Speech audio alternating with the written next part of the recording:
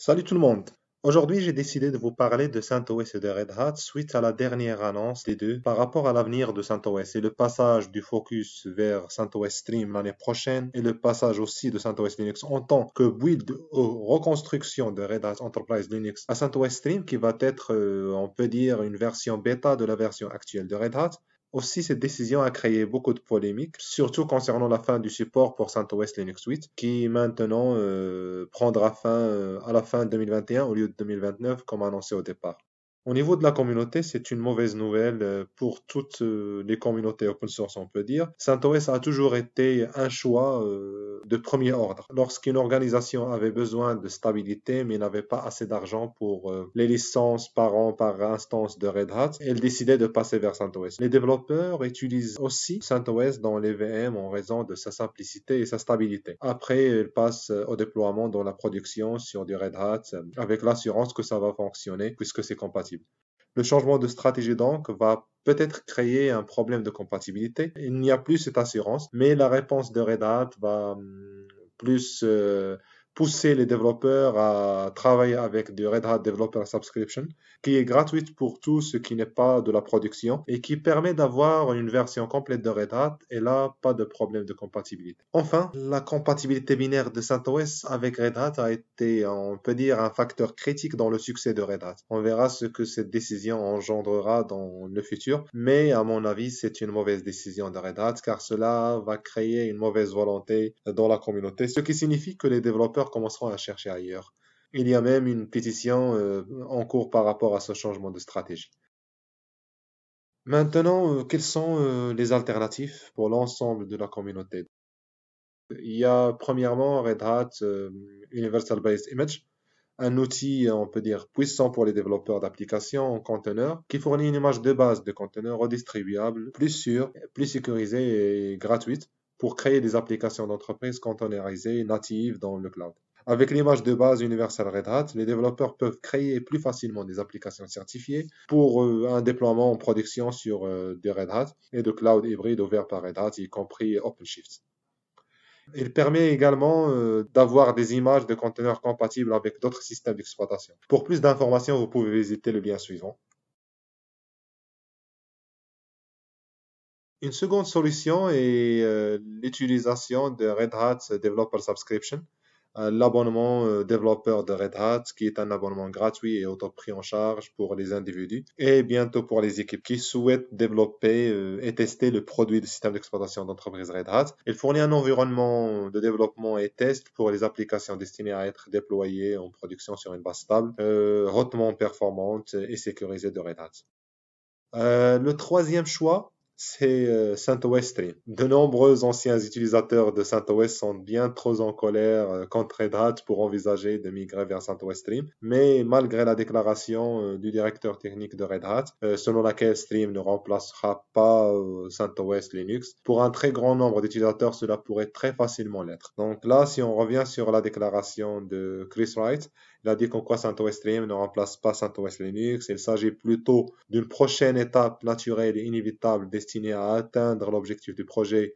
consistant à promouvoir l'innovation Linux en entreprise. Stream raccourcit la boucle de rétroaction entre les développeurs de tous les côtés du paysage, on peut dire Red Hat, ce qui permet à toutes les voix, qu'il s'agisse de grands partenaires ou de contributeurs individuels, d'être entendus lors de l'élaboration des futures versions de Red Hat. Là, vous avez donc l'intégralité de l'annonce de Chris Wallet, directeur technique de Red Hat. On peut dire que CentOS Stream est en quelque sorte une version continue. C'est une version limitée. Elle passe d'une version mineure à l'autre, mais sa version principale est stable et suit celle de Fedora. Ce qui est différent ici, c'est la possibilité de contrôler le moment où vous effectuez une mise à niveau de version mineure sur votre système. Un utilisateur sur Red Hat 8 quelque chose peut décider quand il est prêt à passer vers une version récente, tandis qu'un utilisateur de CentOS Stream 8 passera de manière transparente et automatique.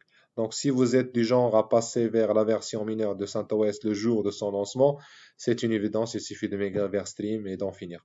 Ce sera effectivement la même expérience à laquelle vous êtes habitué avec moins de travail. Vous n'aurez plus du tout besoin de faire les mises à niveau des versions mineures. Elles se produisent automatiquement. Mais si vous avez besoin d'un contrôle de version mineure ou majeure, ou si vous êtes, on peut dire, trop en colère contre Red Hat pour vouloir continuer avec eux, il y a d'autres solutions ou d'autres produits disponibles dans le marché, tels que Oracle Linux.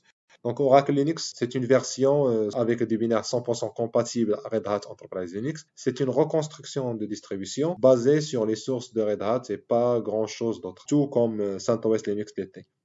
Si tout ce dont vous avez besoin ou ce que vous voulez est une distribution, on peut dire, gratuite qui suit Red Hat avec précision, Oracle Linux pourrait être votre nouvelle maison. La distribution existe depuis un certain temps et elle bénéficie du soutien d'Oracle, l'une des, on peut dire, des plus grandes sociétés informatiques du monde. Oracle Linux paraît être, on peut dire, le remplacement idéal de CentOS pour les organisations qui ont déjà une forte présence d'Oracle.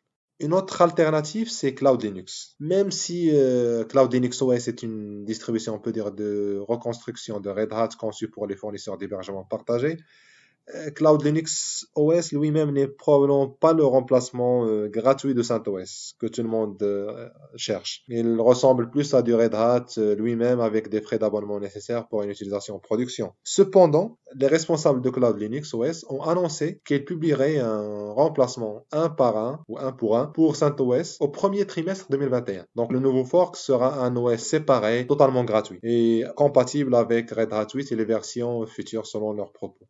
Cloud Linux OS existe depuis un certain temps et jouit d'une solide réputation, on peut dire. Le nouveau fork qu'il annonce ne sera pas un grand défi puisqu'ils suivent déjà les changements de Red Hat pour maintenir le système d'exploitation Cloud Linux à jour.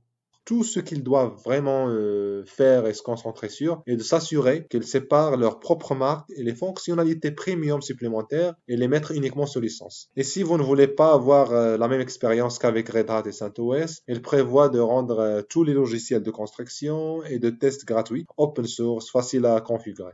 Donc, si jamais ils choisissent la mauvaise direction selon la communauté peut reprendre là où ils se sont arrêtés. La prochaine alternative, c'est Rocky Linux.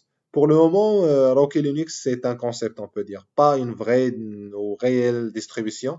Le cofondateur de CentOS, donc Greg Kurtzer, a réagi presque immédiatement à l'arrêt de Red Hat de CentOS Linux en annonçant son intention de le recréer efficacement sous un autre nom, donc Rocky Linux.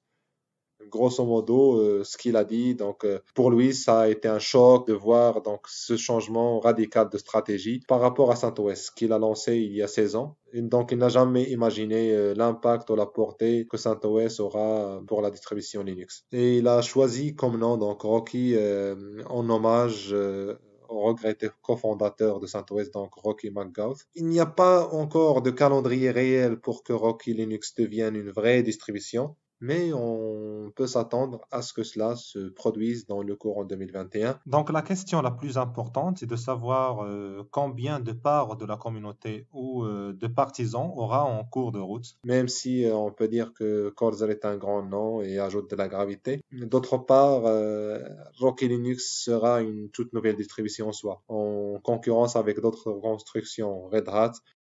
Une autre alternative, c'est Springdale Linux.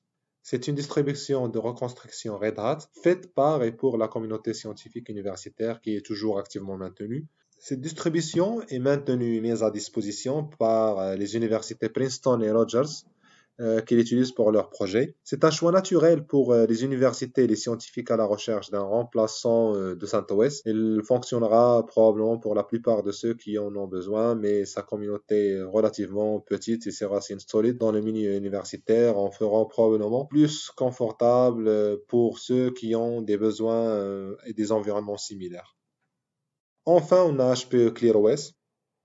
C'est une distribution interne d'HP, disponible en tant qu'option préinstallée sur sa gamme de serveurs Proliant, et la société propose une version communautaire gratuite à tous les arrivants. Mais la version la plus récente, donc ClearOS 7, qui est à son tour basée sur Red Hat 7, en plus d'être un peu obsolète, on peut dire, par rapport aux autres options, il semble également être une version en cours, plus comparable à CentOS Stream lui-même qu'à CentOS Linux qui l'a précédé. Donc l'IROS est probablement le choix le plus intéressant pour les types de petites entreprises qui pourraient envisager d'acheter des serveurs ProLiant avec OOM Linux compatible Red Hat préinstallé plus tard. Enfin, ça va être à vous, selon vos besoins, de vérifier lequel de ces choix-là est le plus approprié et on verra l'année prochaine comment cette décision va impacter Red Hat et la communauté open source de manière générale. Enfin, merci pour votre attention et à la prochaine vidéo.